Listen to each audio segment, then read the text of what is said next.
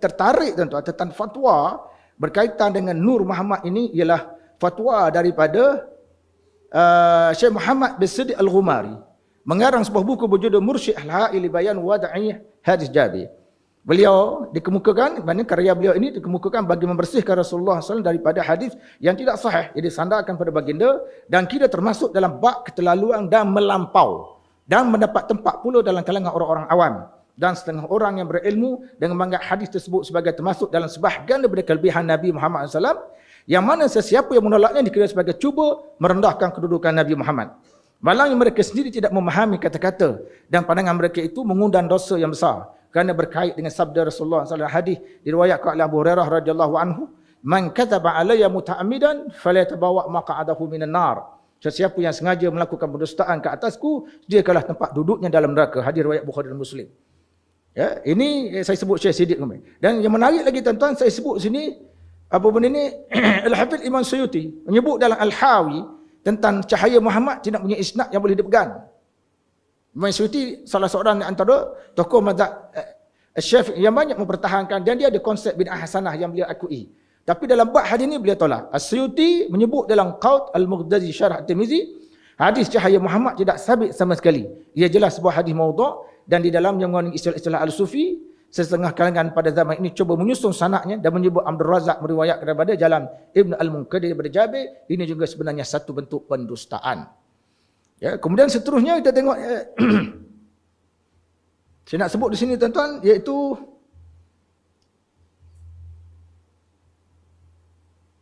saya sebut ni Syekh Abdullah Al-Harari. Ini adalah apa ni? Dikaitkan dengan golongan Ahbas.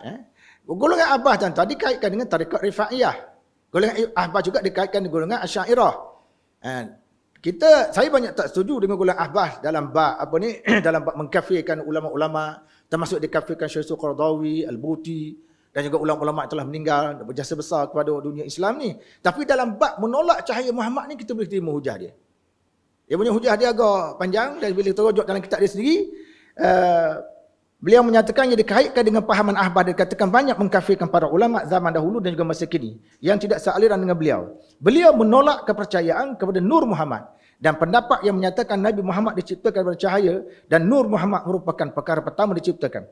Bagi beliau hadis di atas sebuah hadis maudhu'. Dia sendiri berkata maudhu'. Ini golongan Ahbas. Kita guna hujah musuh untuk menentang musuh. Dan tidak punya asas sama sekali. Ia juga bertentangan dengan Al-Quran dan hadis sahih. Bertentangan dengan firman Allah Ta'ala, "Waja'alna minal ma' kulla syai'in haq afala yu'minun." Dan kami jadikan dari air tiap-tiap benda yang hidup, maka mengapa mereka tidak mahu beriman? Yang ayat ni tuan-tuan, bila kita rujuk, apakah alang maya ni Tuhan cipta daripada air, atau segala benda yang ada di alam maya ini bergantung pada air? Ada dua konsep yang berbeza. Alam maya ni tuan-tuan, Tuhan ciptakan dia bergantung pada air. Jadi alam bergantung pada air, tanah bergantung pada air, kita bergantung pada air, binatang bergantung pada air. Tapi tidak bermakna bahawa semuanya diciptakan daripada air. Sebab ada soalan tanya, Ustaz, dia kata, apakah Allah Ta'ala menciptakan alam maya kan selama 6 hari? Daripada apakah dia ciptakan? Yang dijelaskan dalam Al-Quran, kun fayakun, konsep tu. Bahang diciptakan. Jin daripada lidah api, malaikat daripada cahaya. Kan kita manusia daripada tanah, hak lain tu daripada apa? Dia tanya soalan tu. Jadi tulang saya mengajar Qasasul Anbiya, bila saya kaji-kaji, tidak ada keterangan sahih mengatakan ada bahan-bahan tertentu yang Allah Ta'ala ciptakan selain daripada jin, manusia, malaikat tadi. Sebaliknya Allah Ta'ala hanya menciptakan kum. Jadi bagi saja dan tuan, tak perlulah kita fikir sampai tahu tak boleh makan berminggu-minggu. Tuhan cipta pada apa ni alam maya? Ustaz tak beritahu ni. Jeng habis. Yang siapa trafik jeng habis. Mikir benda-benda macam tu tak payah mikir. Tuan-tuan, benda Tuhan tak suruh.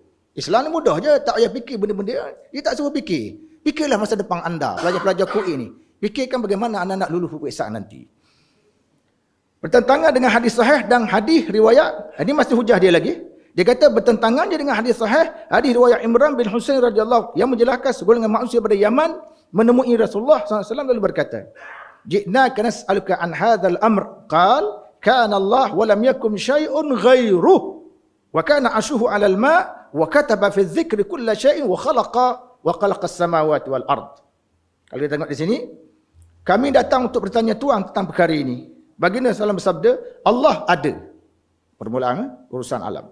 Allah ada tak ada sesuatu selain daripadanya. Arasnya berada di atas air. Dia menulis pada zikr lauh mahfuz segala perkara. Kemudian dia menciptakan langit dan bumi. Itu hadis riwayat Bukhari. Tengok pada hadis ni tuan, Allah Taala ada. Itu jelas kepada kita, tak ada sesuatu selain daripadanya. Tak ada benda. Kemudian arah dia jelas. Arah berada di atas air. Ada ditanya, sebagian ulama buat kesimpulan, artinya Allah Taala menciptakan apa? Lepas tu Allah Taala menciptakan air. Lepas Allah Taala ciptakan air, Allah Taala menciptakan arash. Sebab arash duduk atas air. Itu dalam konteks hubungan dengan ketuhanan. Kemudian Allah Ta'ala menciptakan Al-Qalam dalam konteks urusan untuk hubungan manusia ni. Allah Ta'ala arahkan kalam tu tulis, maka Al-Qalam tu tulis segala sesuatu. Dalam konteks itulah. Imam Ibn Hajar Haythami dia tak kata begitu. Dia kata benda pertama Allah Ta'ala cipta Nur Muhammad. Baru dia bagi masa. Ada masa 5 minit lagi baru mukadimah. Nah, di atas menyatakan secara sahih dan terang-terangan yang makhluk pertama ciptaan Allah ialah air dan araj. Kerana penduduk Yaman yang menemui baginda SAW itu bertanya baginda tentang permulaan alam maya ini. Ungkapan Rasulullah SAW tidak ada sesuatu selain daripadanya mengisbatkan azali bagi Allah, iaitu kewujudannya tidak ada permulaan. Ungkapan Rasulullah SAW arasnya berada di atas air membuktikan kedua-dua makhluk tersebut merupakan makhluk yang pertama diciptakan. Cuma permulaan kewujudan air bersifat mutlak, manakala kewujudan aras adalah selepas daripada kewujudan air. Ungkapan di atas air menunjukkan kelewatan kewujudan aras itu sendiri berbanding dengan air. Kemudian Syekh Abdullah Al-Harari mengukuhkan pendapat Ibn Hajar Al-Asqalani bagi menyokong pendapat beliau. Ibn Hajar menyatakan air dan aras adalah permulaan penciptaan alam maya ini kerana kedua-duanya diciptakan sebelum ciptaan langit dan bumi. Tidak ada di bawah pada masa itu selain daripada air. Beliau berpendapat demikian ketika mengulas hadis riwayat Bukhari di atas. Dan menurut beliau lagi, saya baca sikit lagi, penyendaran hadis Nur Muhammad di atas kepada Imam Baihaqi adalah tidak sahih. Sebab ada sanad pada Imam Baihaqi selain pada Musannaf Abdul Razak. Manakala penyendaran kepada Musannaf Abdul Razak juga tidak benar. Kerana ia tidak wujud dalam Musannaf tersebut. Baru ni ada dakwaan yang mengatakan ada. Itu adalah tambahan telah dijawab oleh rektor kita. Bahkan yang wujud dalam tafsir Abdul Razak adalah sebaliknya. Abdul Razak sendiri menjelaskan makhluk yang pertama wujud di alam maya inilah air. Jadi bercanggah orang. Kita kata hadis kata adalah cahaya. Imam Hafiz Suyuti menyebut dalam Hawilil Fatawa, hadis Jabir tidak punya isnad yang boleh dipegang. Dalam Syarah Tirmizi, Suyuti menyatakan hadis Jabir tidak sabit. Syekh Abdullah Ghumari, muhaddis Maghribi menyatakan mengaitkan kewujudan hadis tersebut dengan Musannaf Abdul Razak adalah satu kesilapan. Satu kesalahan. Kerana ia memang tidak terdapat dalam musannaf tersebut. Begitu juga dalam jami' maupun tafsirnya. Ini saya ambil sikit tuan-tuan macam sekian. Daripada Abdul Harari ini saya petik satu buku dia. Yang dalam kertas ini satu buku. Tapi oleh kerana masa kita ni tidak mengizinkan di samping amaran keras daripada pengurusi tadi. Masa ada 2-3 minit lagi. Kemudian seterusnya tuan-tuan macam saya ambil 1 minit 2 minit lagi. Iaitu berkaitan dengan tokoh kita yang lain. Syekh Atiyah Saqar. Menjelaskan Rasulullah SAW adalah manusia biasa. Perkara ini sama sekali tidak menjauhkan kedudukan ataupun menjatuhkan kedudukan baginda baik di sisi Allah maupun di sisi manusia. Baginda bersabda dalam hadis riwayat Abu Sa'id, "Anna sayyidu waladi Adam wala fakhr."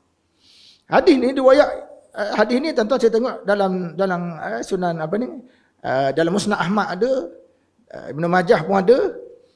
Anna sayyidu waladi Adam, sahih, disebut sahih oleh Al-Albani.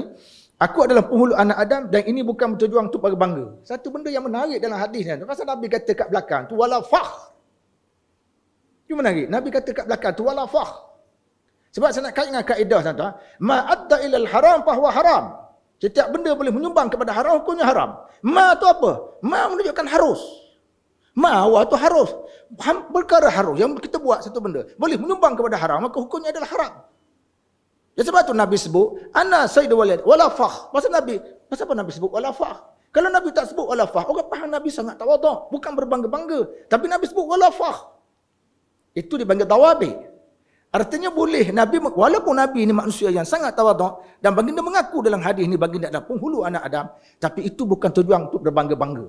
Artinya dalam hadis lain ada sokong pula antara sifat amalan jahiliah ialah berbangga-bangga dengan keturunan. Lepas tu kita ada isu orang dakwa sebagai keturunan Nabi lah, macam-macam. Bagi saya, dakwa keturunan Nabi tidak ada masalah. Kita ada kajian tesis di Uniza. Kita ada pelajar kita tulis tesis. Siapa Said, siapa tak Said. Siapa sebenar keturunan Nabi, siapa tak bukan keturunan Nabi. Kita ada tesis tuan-tuan. Yang tulis tu Syed. Dia mengisbatkan sendiri. Tak semua Syed yang ada di Malaysia ni adalah keturunan Nabi. Sebab kita ada tesis, kita bukan cakap sebarang. Sebab apa yang akan berlaku tuan-tuan? Nabi SAW datang dengan penuh tawaduk, bukan nak beritahu dia turunan yang bagus, penghulu, dicipta pada cahaya, kena hormat, kena dapat macam ni, tak ada. Keturunan Syed di Malaysia ni tuan-tuan, saya tengok semuanya sopan santun. Tak ada dakwa yang bukan-bukan. Bahkan kita ada keturunan Syed yang menjadi raja negeri Perlis. Jatuh dah. Keturunan Syed yang jadi raja negeri Perlis. Seorang yang sangat tawaduk. Kita bercakap elok dengan dia. Saya sebenarnya tak jarang bercakap dengan raja-raja ni. Kita tengok raja pun kita pun jeng dah. Abang tak biasa menjadi raja-raja tu. Tapi okey tuanku cakap elok apa semua kan. Dengan tawaduk dan sebagainya. Peka pada rakyat. Tanya masalah kita apa semua sekali. Kursi yang saya pegang dia tanya apa benda yang kita buat dengan kursi yang saya pegang tu. Jadi sebab tu ada istilah wala fakhr, itu sangat penting. Kita rujuk pada kaedah ma'ada ilal haram. Jadi kesimpulan tuan-tuan daripada 27 muka surat yang saya tulis di sini, ada 27 muka surat, insya-Allah akan dibukukan. Kalau saya baca 27 muka surat ni, dia akan memerlukan 27 hari. Tapi kita ada masa 27 saat lagi. Itu jadi masalah sikit. Jadi kesimpulan saya nak kata tuan-tuan, walaupun asal isu nur itu dia bukan akidah, tetapi dia boleh menjadi akidah. Apabila cara kita berinteraksi tak kena. Yang kedua, nur tadi kena tengok untuk masa akan datang. Wajarkah kita nak benarkan kepercayaan kepada nur ini berterusan? Apa akan jadi pada masyarakat kita 20 tahun akan datang? Mungkin ada di antaranya yang akan menyembah Nabi Muhammad. Bukan kata Nabi Muhammad itu sebagai Tuhan. Dia akan sembah. Sebab proses manusia menyembah manusia ini, dia melalui proses evolusi. 10 kurung zaman Nabi Nuh sebelum kata